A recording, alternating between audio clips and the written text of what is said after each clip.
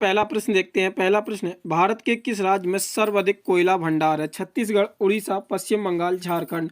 तो इस प्रश्न का जो राइट ऑप्शन होगा वो होगा झारखंड। झारखंड में सबसे अधिक कोयला भंडार है। अब देखते हैं कोयला भंडार पे टॉप 3 राज्य जिनमें सर्वाधिक कोयला भंडारण है। तो पहला होगा तो वो झारखंड है। दूसरा जो राज्य है कोयला भंडार के मामले में वो है उड़ीसा, और तीसरे स्थान पर आता है छत्तीसगढ़। अगला प्रश्न देखते हैं। ये सीरीज ज्योग्राफी इंपॉर्टेंट और मोस्ट रिपीटेड क्वेश्चंस की सीरीज चलाई जा रही है। आपके एग्जाम पॉइंट ऑफ व्यू से ये क्वेश्चंस बहुत ज़्यादा इंपॉर्टेंट होने वाले हैं, तो पूरा वीडियो आप लोग बहुत ध्यान से देखें। लास्ट में आपसे एक प्रश्न भी पूछा है, उसका आंसर आप लोग कमेंट बॉक्स में जरूर दें। तो प्रश्न देखते हैं। भारत के किस राज्य में आवर्क का सबसे बड़ा भंडार है? झारखंड, उड़ीसा, आंध्र प्रदेश, बिहार। तो आवर्क का सबसे बड़ा भंडार किस राज्य में है? तो उसका राइट ऑप्शन होगा आंध्र प्रदेश। आंध्र प्रदेश के किस जिले में है? तो ये है नेल्लूर जिले में। किस में है? नेल्लूर जिले में। अगला प्रश्न देखते हैं। अगला प्रश्न है, रबी की फसल बोई जाती है अक्टूबर से दिसंबर, दिसंबर से मार्च तक, मार्च से जुलाई तक, अगस्त से सितंबर तक। तो इस प्रश्न का जो राइट ऑप्शन होगा वो होगा अक्टूबर से दिसंबर तक रबी की फसलें बोई जाती हैं। रबी फसल को शीत फसल के नाम से भी जाना जाता है। और रबी की फसलें कौन सी होती हैं? तो वो होती हैं गेहूँ, जौ, चना, मटर और सरसों। ये रबी की फसलें होती हैं।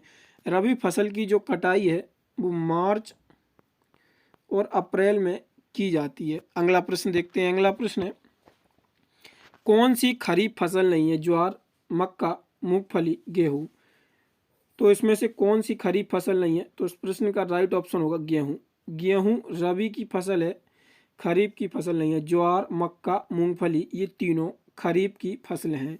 अगला प्रश्न देखते हैं। अगला प्रश्न है, देशांतर की संख्या कितनी है? 90, 180, 260, 360। तो इस प्रश्न का जो राइट ऑप्शन होगा वो होगा 360। देशांतरों की जो संख्या है वो 360 है। अगला प्रश्न देखते हैं। अगला प्रश्न है, दो अक्षांशों के बीच में की दूरी लगभग है 111 मील, 121 मील, 111 किलोमीटर और 121 किलोमीटर। तो दो अक्षांशों की जो दूरी है वो 111 किलोमीटर है। अगला प्रश्न देखते हैं। अगला प्रश्न है, अंतरराष्ट्रीय तिथि रेखा को कहा जाता है 0 डिग्री अक्षांश, 0 डिग्री देशांतर, 133/2 डिग्री अक्षांश और 180 देशांतर। तो इस प्रश्न का जो राइट ऑप्शन होगा वो होगा 180 देशांतर। और अक्षांशों की संख्या है वो कितनी है? तो जो अक्षांशों की संख्या है वो है 179। अगला प्रश्न देखते हैं। अगला प्रश्न है, जनसंख्या के वितरण को प्रभावित करने वाले कारक क्या हैं? पानी और जलवायु की उपलब्धता, शहरीकरण और औद्योगिकरण, खनिज संसाधन और सामाजिक कारक। तो इस प्रश्न का आंसर हमको कूट में देना है। 1, 2 और 3 सही है, 2, 3, 4 सही है, या 1, 2, 4 सही है, या उपरोक्त सभी हैं। तो हम देखते हैं इनमें से कौन कौन सी ऑप्शन सही है। तो जो जनसंख्या की वितरण के प्रभावित करने वाले कारक हैं उसमें क्या क्या उपलब्धताएं होनी चाहिए?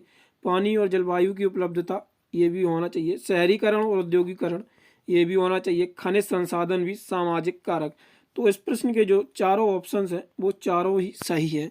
तो इसमें हम कूट में अब ऑप्शंस देखते हैं कौन सा सही होगा। तो इस प्रश्न का जो राइट ऑप्शन होगा वो होगा ऑप्शन नंबर डी, उपरोक्त सही। 1 और 2 यहाँ पे तीनों सही है। तो उपरोक्त सभी आंसर सही है। अगला प्रश्न देखते हैं। अगला प्रश्न है, भारत ग्रीनिच के पूर्व में ग्रीनविच के पूर्व में 82 डिग्री 30 सेकंड ईस्ट पर स्थित है। भारत का मानक समय क्या होगा यदि ग्रीनिच मीन समय 1 PM है? तो जो ग्रीनविच मीन समय है वो भारत का 5.5 घंटे आगे चलता है।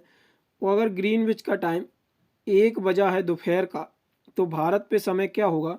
तो 5.5 घंटे उसमें और ऐड कर देंगे तो समय क्या निकल के आएगा? तो वो आएगा 6:30 PM, 6:30 बजेंगे भारत समय पे ग्रीनविच के टाइम से।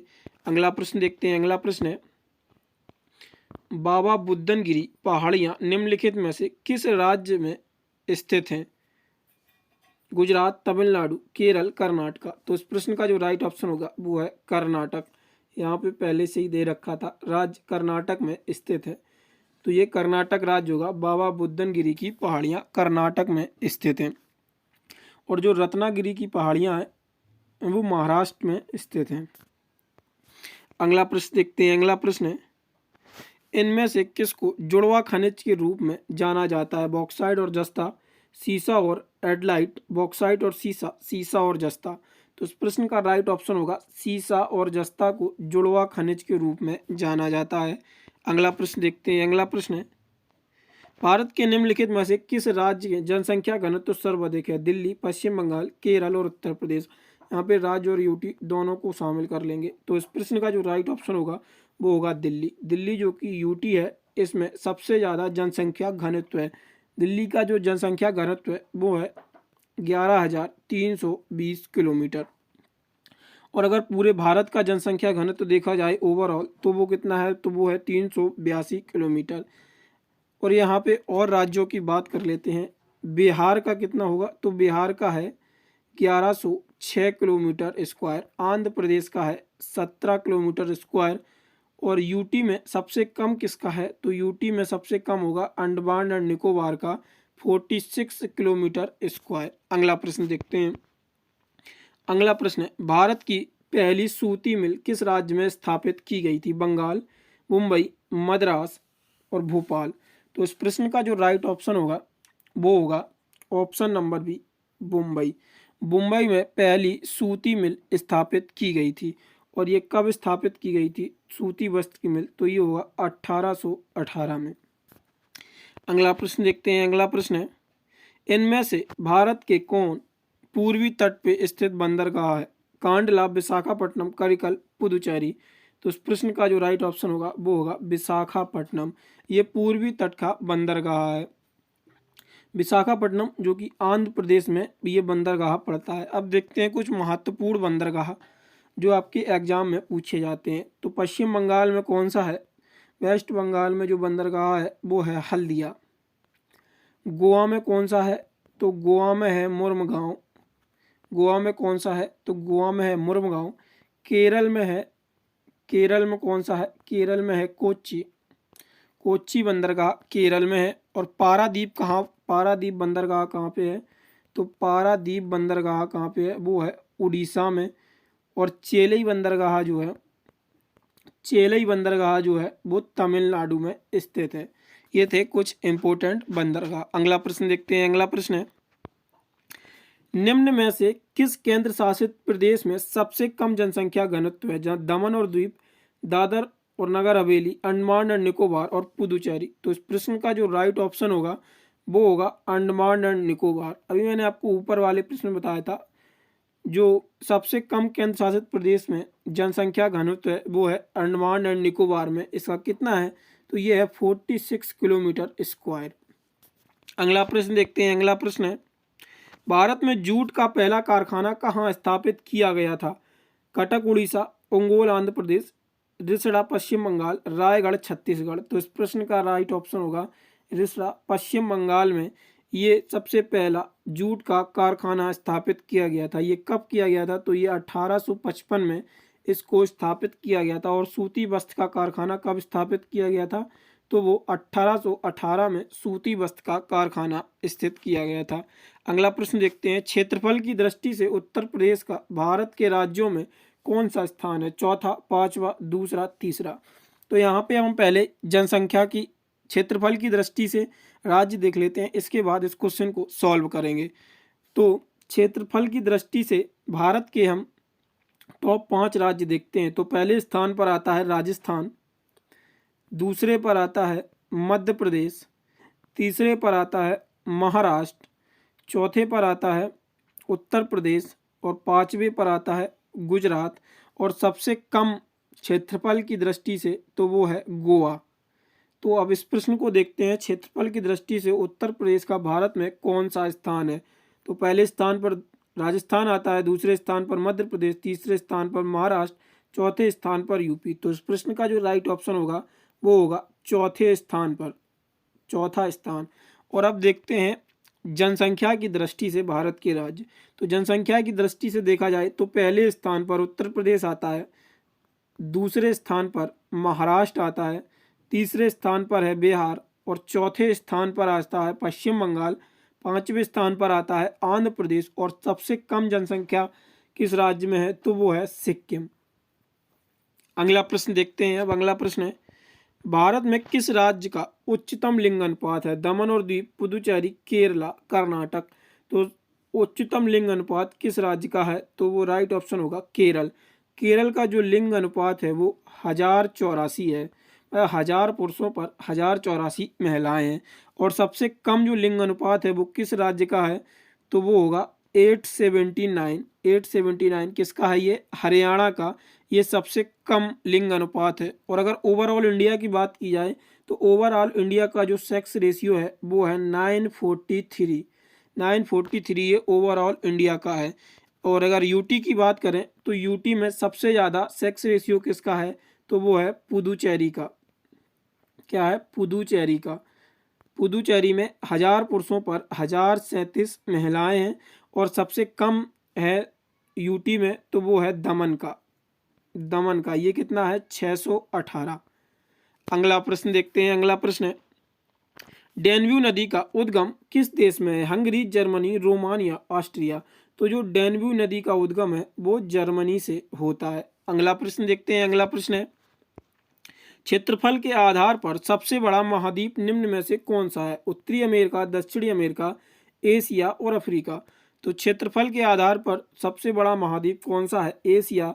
ये ना कि क्षेत्रफल के आधार पर है बल्कि ये जनसंख्या के आधार पर भी ये सबसे बड़ा महाद्वीप है। अगला प्रश्न देखते हैं। अगला प्रश्न है निम्नलिखित में से कौन पारिस्थितिक तंत्र का एक जैविक घटक है? हवा, वर्षा, घास, खनिज। तो इस प्रश्न का जो राइट ऑप्शन होगा वो होगा घास।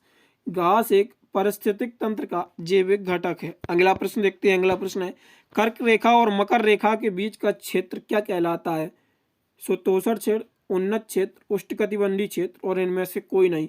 तो जो कर्क रेखा और मकर रेखा के बीच का क्षेत्र होता है उसको उष्णकटिबंधीय क्षेत्र कहा जाता है। अगला प्रश्न देखते हैं। अगला प्रश्न है निम्न में से कौन सा महासागर उत्तरी अमेरिका को स्पर्श नहीं करता है? अटलांटिक, प्रशांत, हिंद और आर्कटिक। तो इस प्रश्न का जो राइट ऑप्शन होगा वो होगा हिंद महासागर। हिंद महासागर उत्तरी अमेरिका को स्पर्श नहीं करता है। अगला प्रश्न देखते हैं। अगला प्रश्न है इनमें से कौन सी भारतीय क्षेत्र में एक खाड़ी नहीं है? कच्छ की खाड़ी, कंबे की खाड़ी या खंबाट की खाड़ी, मन्नार की खाड़ी और अकाबा की खाड़ी। तो इस प्रश्न का जो राइट ऑप्शन होगा वो होगा अकाबा की खाड़ी। अकाबा की खाड़ी जो है वो भारतीय क्षेत्र की खाड़ी नहीं है। बाकी कच्छ की खाड़ी, कंबे की या खंबात की खाड़ी और मन्नार की खाड़ी ये तीनों खाड़ी भारतीय क्षेत्र की खाड़ी है। अगला प्रश्न देखते हैं। अगला प्रश्न है दुनिया को समय क्षेत्रों में बांटा गया है। समय क्षेत्रों की कुल संख्या कितनी है? 12, 24, 48, 6। तो पूरी दुनिया को जो समय क्षेत्र में बांटा गया है तो वो 24 टाइम जोन में बांटा गया है। विश्व भर को 24 समय क्षेत्रों में बांटा गया है। अब देखते हैं कल के प्रश्न का आंसर जो हमने आप लोगों से कल के वीडियो में पूछा था। कल हमने आपसे प्रश्न पूछा था 2 बार माउंट एवरेस्ट पर विजय प्राप्त करने वाली पहली महिला पर्वतारोही कौन थे?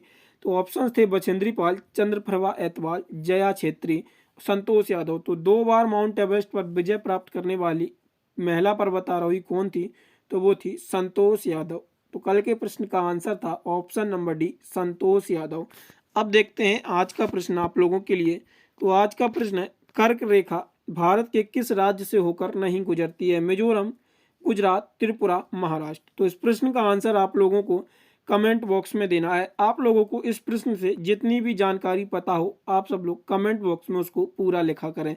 अगर आप लोगों को वीडियो पसंद आती है तो वीडियो को लाइक किए और अपने दोस्तों के साथ साझा जरूर करें। और अगर आप लोग चैनल को अभी तक सब्सक्राइब नहीं किया है तो चैनल को सब्सक्राइब कर लें। और इन प्रश्नों का ऑनलाइन टेस्ट देने के लिए वेबसाइट का लिंक डिस्क्रिप्शन में दे रखा है, वहां से आप लोग इन प्रश्नों का ऑनलाइन टेस्ट भी दे सकते हैं। और पीडीएफ प्राप्त करने के लिए हमारे टेलीग्राम ग्रुप को जरूर ज्वाइन करें, वहां पे आप लोगों को इस वीडियो की पीडीएफ भी मिल जाएगी। धन्यवाद।